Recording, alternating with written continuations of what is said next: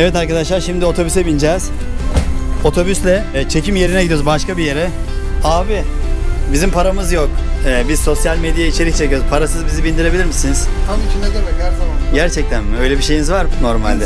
İnisiyatif var. Evet, Tamam. evet. O zaman Büyükşehir Belediyesi'ne bize böyle bir imkan tanıdığı için, bizim gerçekten paramız yok dediğimizde abilere böyle bir inisiyatif verdikleri için ayrıca çok teşekkür ederim. Bu da bir iyiliktir arkadaşlar. İyilik yap denize at derler. Biz iyilik yapıp denize atmayanlardanız, sosyal medyada atanlardanız. O yüzden hadi bakalım, yolculuğumuz devam etsin. Arkadaşlar gidiyoruz çekim yerine. Bakalım ne olacak, hadi. Eyvallah.